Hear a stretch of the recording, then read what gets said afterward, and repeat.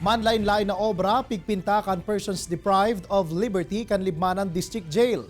Ang pondong matitipon, itatagama sa pagpiyansa kan mga piling PDL. Uyan istorya ni Veblen Reynes. Makukulor asin agaw atensyon ng God and paintings na ini na nakadisplay sa plaza kan Libmanan, Camarines Sur. Kada obra may istoryang pigmomostra, siring kan painting na ini kan Pieta, kung sain mahihiling si Maria na kargaan hawak ni Hesukristo, angay sa papaabot na Semana Santa. Acrylic painting ang kadaklan na estilo digdi, asin kung hihilingon, karuman sa nagibunin profesional na pintor. Alagad ang mga kamot sa likod kan mga obra maestrang ini, iyo ang mga persons deprived of liberty kan Libmanan District Jail. Produkto ang mga painting kan proyekto kan BJMP na pag-asang dala ng likha. 2 taon na ang nakalihis kan puunan ini como stress management activity kan mga PDL mantang nasa katahawan kan pandemya.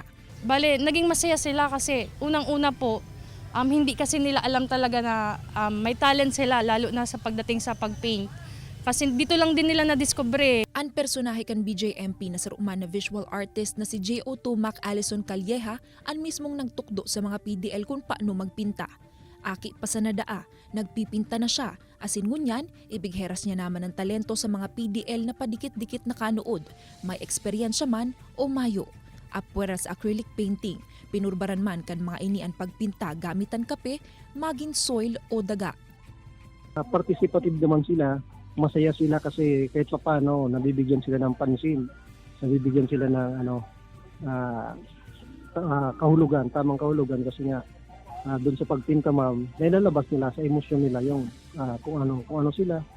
Ipinapabakalan mga painting asin ang matitipon na pondo nakatalaang itagama como piyansa sa piling mga PDL. Mauot kan BJMP na pag-abot kan panahon kan sa indang paglaya. Bitbiton kan mga pintor na PDL ang sa indang nanuudang talento. Padagos na mapauswag asin magindalan sa pagpuunin bagong buhay.